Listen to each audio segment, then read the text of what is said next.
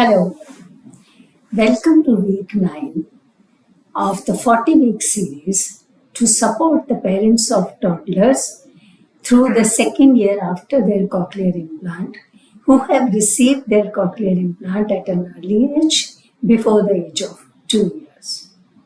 If you wish to download the full resource from our website, the link is given below. So let's talk about the goals for this week. Starting with the auditory goals. The auditory goal for your child this week is to be able to localize. So we are going to work on localization. You can call the child from one corner and see that the child turns towards that side. You can even call the child slowly from another room and see that the child listens to the sound and traces it and comes to you. Throughout the day, whatever the sound is coming, you will draw the attention of your child and see from where the sound is coming.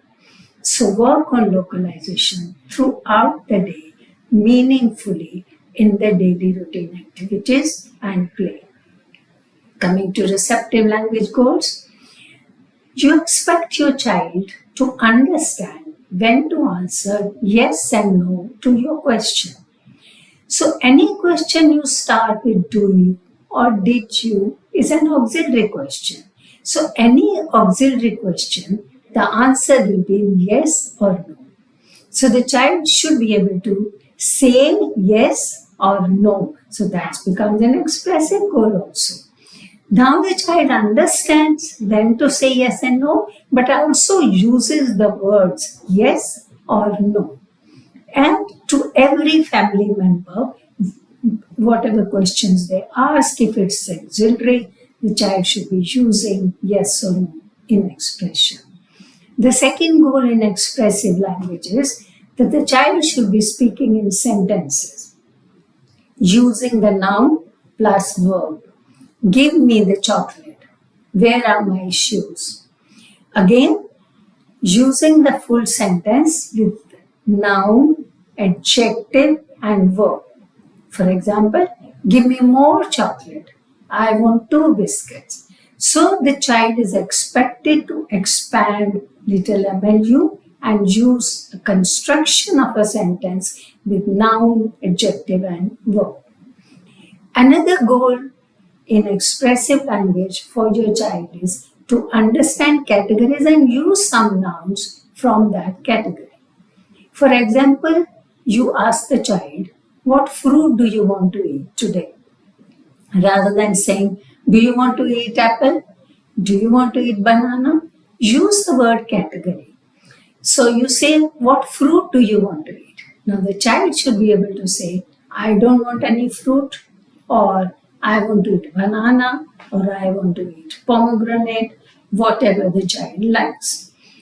Again, in other different categories also you are introducing. The child knows animals.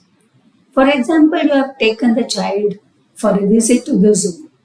And then you come back and ask your child, which animal did you like?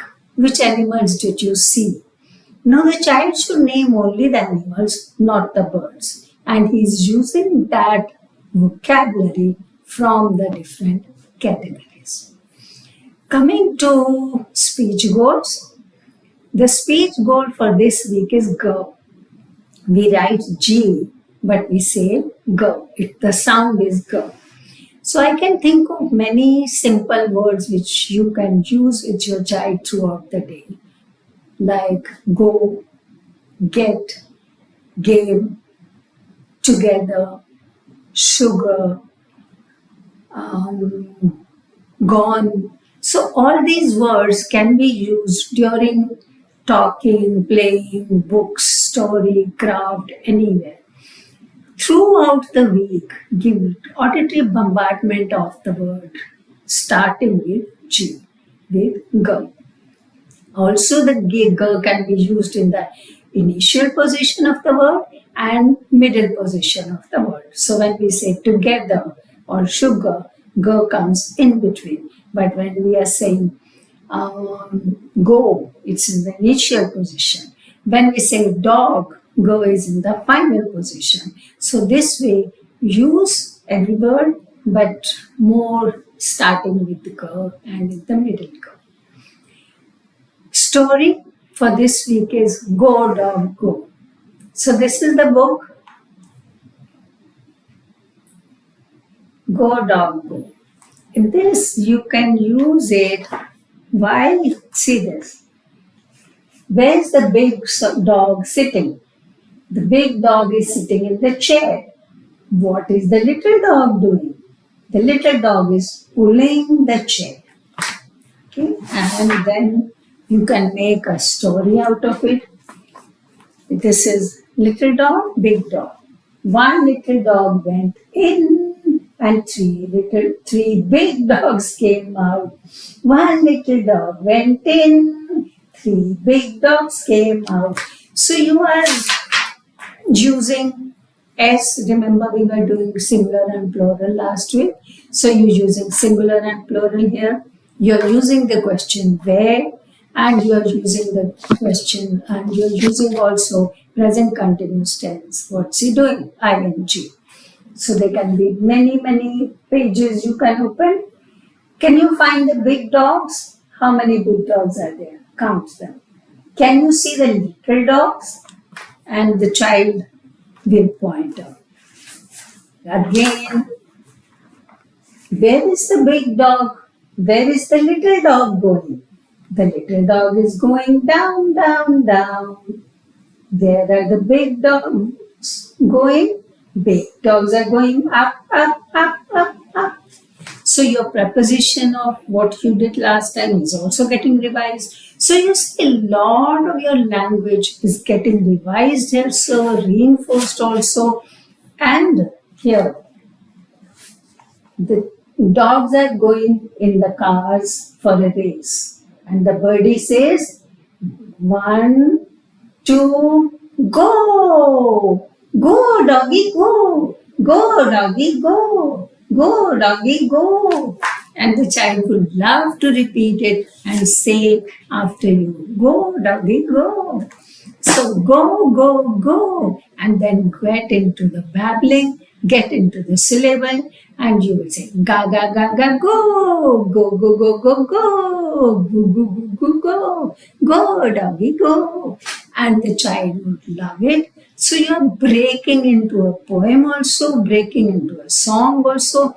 You're combining the song and the story and the book and the pictures, and you have your language codes and speech codes which are synchronized when you're talking to the child sharing the book. Okay, so what tips I can give? The first thing is that we are talking about localization. So therefore, both the ears should get amplification. So if the child is not using bilateral cochlear implant, then the child should be having hearing aid in one side and cochlear implant on the other side. The idea is that if there is amplification in both the ears, the child will be learning localization faster and it will be easier to localize the sound. We are not saying that if he is using only unilateral cochlear implanting, the child will not be able to localize, but you will see that the child will be looking around, searching for the sound, guessing the sound, and associating the sound with the position of the sound, the place of the sound, and then learn to localize. So it is possible, but if there is a binaural hearing or bilateral hearing, it's easier. Another tip, when you're talking about yes and no answer to questions, whether in expressive language or in receptive language, the child should be able to say yes or no. We discussed that. So all family members should be modeling for that. So talk to everybody that when you ask question or they ask question, someone answer yes and no. But another important point is, when you say yes or no, or when your child says yes or no, please give expansion of language. What I mean is, suppose you ask the child, Do you want juice? The child says yes. Yes, please. I like juice. So you like juice. Do you like juice? That's why you want juice. So when somebody asks you, do you want coffee? You say, yes, please. It's my time for coffee. Yes, please. Yes, I like coffee. So that otherwise what happens? If you finish with yes and no, the conversation cannot be taken over. That's the end of the conversation. And this gives you a chance to expand the language and do turn taking and move into more conversation, even with yes or no. Another goal for tips for receptive speech. When we are talking about speech of girl, first do it in babbling like I showed you with the book, no? First do it in syllables and then expect the child to use girl in words. Another tip, when you're talking about girl as the speech goal, don't expect your child to use girl in the end of the word, like dog. It's very difficult at this stage. First, the child should be able to say girl in the beginning of the word, in the middle of the word, but at this stage, don't expect the child to use girl in the end of the word. Also, in blends, don't expect the child to use the blends at this stage. Blend is two consonants together and the child will miss the second consonant, so accept it, that's all right. For example, you say the grass is green and the child will say grass is green, sir is missing, so that's okay.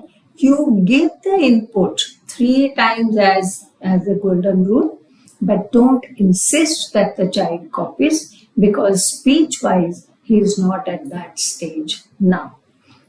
So try these activities at home and let me know how does it help you and what helps you. If you want to, please subscribe to Cochlear India YouTube channel and press the icon of bell so that you get notification of the next episode.